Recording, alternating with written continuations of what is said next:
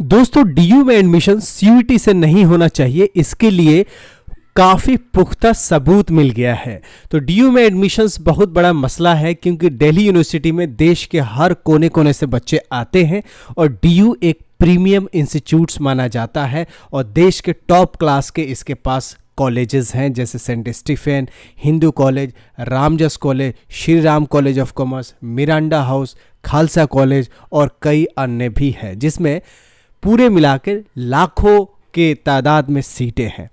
तो लाखों के तादाद में सीटें हैं, लेकिन एडमिशन में प्रॉब्लम्स आ गया कि डीयू का सेंट्रलाइज जो एंट्रेंस हो रहा है उसमें 3000 सीटें वैकेंट्स हो गई है। किसी को सीट नहीं मिल रहा है और कहीं सीटें वैकेंट्स हो रही है। तो ये टेलीग्राफ के रिपोर्ट आज के डेट का रिपोर्ट है। इस कंप्लीट रिपोर्ट में आपको ये पता चलेगा कि डीयू में सेंट्रलाइज होने से कितना नुकसान हो रहा है और पहले किसको फायदा होता था, किसको नुकसान होता था, अभी किसको फायदा हो रहा है, किसको नुकसान हो रहा है। तो चलिए डिटेल में टेलीग्राफ की न्यूज़ हम लोग पढ़ते हैं। उससे पहले कुछ डीयू के हाइलाइट्स है कि डीयू का जो पैनल है वो प्रपोज कर रहा है कि सेंट्रल गवर्नमेंट से, भारत सरकार से कोई एक ऑफिशियल्स आएगा एग्जीक्यूटिव काउंसिल में। इससे काफ़ी नाराज़गी व्यतीत किए हैं लोग एग्जीक्यूटिव काउंसिल के मेंबर, लेकिन डीयू के टॉप ऑफिशियल चाहते हैं कि सरकार से कोई आदमी रहे ईसी में, यानी एग्जीक्यूटिव काउंसिल में, जो डे टू डे जो भी इसमें डिसीजन होता है उसमें सरकार की भी भागीदारी हो। इसके साथ साथ डीयू जो पैनल है अप्रूव किया है plan to look for alternative source of funding, यानी डीयू में जो फंडिंग सेंट्रल गवर्नमेंट से आता है अब अल्टरनेट सोर्स से भी आया करेगा। डीयू के संविदा कर्मचारियों को ईपीएफ का तोहफा मिला है और कई एकेडमिक प्रोग्राम्स भी बढ़े हैं, जिससे सीटें बढ़ी हैं तो एडमिशन आसान होने वाली है। काउंसिल ने दी है मंजूरी, यानी अप्रूवल दे दी है। तो एकेडमिक प्रोग्राम्स किस में बढ़े हैं, तो एग्जीक्यूटिव काउंसिल ने आपको प्रोग्राम बढ़ाया है रामजस कॉलेज में, हंसराज कॉलेज में, रामलाल आनंद कॉलेज में। पूर्व एशियाई भाषाओं के पाठ्यक्रमों में मंजूरी दी है, जिसमें कोरियाई, चीनी, जापानी भाषाओं के कार्यक्रम शामिल होंगे। इसके अलावा ईसी ने विश्वविद्यालय कॉलेज ऑफ मेडिकल साइंसेज में मेडिकल प्रयोगशाला विज्ञान कोर्स और लेडी हार्डिंग मेडिकल कॉलेज में पीडियाट्रिक और नवजात एनेस्थीसिया में डीएम कोर्स की मंजूरी दी है। बैठक में विश्वविद्यालय 2024 से 2047 की रणनीति योजना और संस्थागत विकास योजना के विकास के लिए कुलपति को अधिकृत करने का प्रस्ताव भी स्वीकृत किया गया। यानी डीयू का डेवलपमेंट ये है, लेकिन सीटें जो खाली रह जा रही हैं उसका रीज़न क्या है, चलिए आपको बताते हैं। डीयू में टोटल मान के चले तो 70,000 सीटें हैं, 70,000 सीटें हैं। कितना? 17,000 सीटें हैं। कॉलेजेस इनके पास 69 हैं। 2022 में 5,000 सीटें खाली रह गई थी, 2023 में 7,000 सीटें खाली रह गई थी और इस बार 3,000। लेकिन ये 3,000 नहीं है, आगे देखिए क्या होता है। आगे ये है कि बहुत सारे लोगों ने ये कहा है कि हमारे कॉलेज के जो सीट हैं, जैसे there are seats vacant in science stream in college but the vacancy seat matrix did not show the vacancy accurately.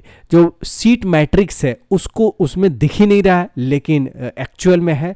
तो जो ये 3,000 दिख रहा है, इससे ज़्यादा सीटें खाली है सीट मैट्रिक्स के वजह। जो CSAS पोर्टल है, कॉमन सीट एलोकेशन सिस्टम, इस पोर्टल में जो सीट मैट्रिक्स है उस मैट्रिक्स में सीटें कुछ और दिखा रही हैं, लेकिन एक्चुअल में ज़्यादा सीटें खाली है। जब से CUT का एग्ज़ाम हो रहा है 2022 से CUT एंट्रेंस एग्ज़ाम ले रही, तब से सीटें खाली रह जा रही है। अभी रेगुलर एडमिशन होने के बाद 5,000 के आसपास सीटें खाली रह गई थी। उसके बाद मॉपअप राउंड हुआ था और उस मॉपअप राउंड में क्लास 12 के मार्क्स के बेसिस पे भी बच्चों को अप्लाई करने के लिए मौका दिया गया था। इस मौका देने के बावजूद भी 3,000 सीटें खाली रह गई है। अब कहने का मतलब ये है कि जो प्राइवेट में कॉलेज में जो एडमिशन हुआ टाइम से हो गया और जो यहाँ पे यूनिवर्सिटी में एडमिशन हो रहा है वो सितंबर एंड में हो रहा है।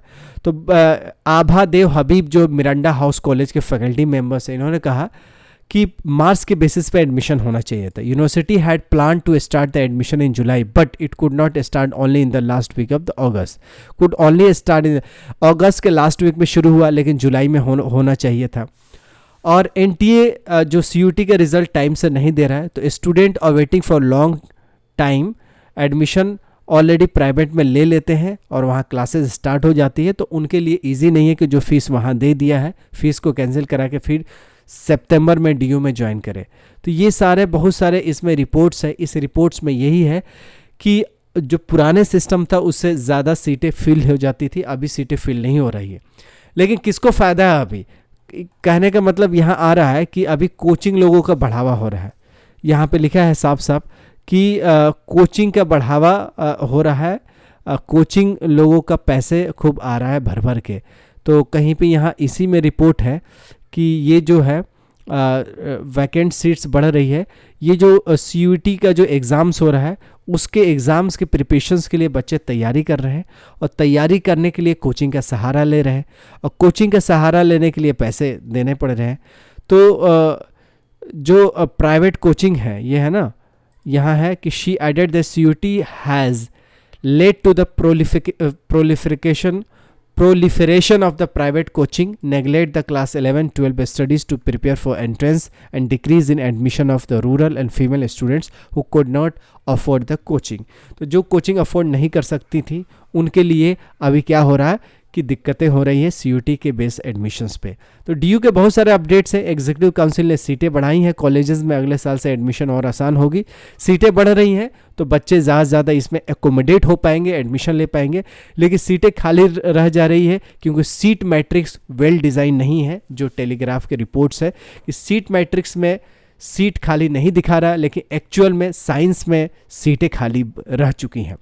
तो दोस्तों आप लोग कमेंट कीजिएगा कि DU को क्या करना चाहिए, एंट्रेंस बेस्ड CUET के द्वारा सही है या मार्क्स के बेसिस पे सही है? किस बेसिस पे DU में एडमिशन बच्चों के हित के लिए सही होगा? क्योंकि सरकार ने बोला था कि बच्चों के हित के लिए टेस्ट है, क्योंकि सब कोई 11-12 में सिर्फ मार्क्स के पीछे पड़ जाते हैं। तो दोस्तों CUET का टेस्ट हो रहा है तो इसमें भी तो मार्क्स के पीछे बच्चे पढ़ के कोचिंग में तैयारी कर रहे हैं। तो मार्क्स के बेसिस पे तो दोनों साइड है, लेकिन जो हमारे व्यूवर्स हैं वो सच में क्या कमेंट्स देना चाहते हैं कि एक्चुअल में कैसे बेहतर से बेहतर तरीके से एडमिशन हो पाए देश के टॉप क्लास के यूनिवर्सिटी में। तो कमेंट बॉक्स में आपका इंतज़ार रहेगा। वीडियो को शेयर करके दोस्तों यारों को बताइएगा कि सीटें खाली रह जा रही है। ज़्यादा से ज़्यादा बच्चों को इनक्रेज करके एडमिशन ले डालिएगा, क्योंकि क्लासेस तो हर साल चलती है। अगर सीटें खाली रह जा रही है तो देश का नुकसान है, यूनिवर्सिटी का नुकसान है और देश के युवाओं को नुकसान है। तो नुकसान ना हो, इस वीडियो को वायरल कीजिए, शेयर कीजिए व्हाट्सएप फेसबुक ग्रुप में और मिलते हैं ऐसे यूजफुल वीडियो के साथ। कमेंट बॉक्स में अपनी राय ज़रूर बताएं।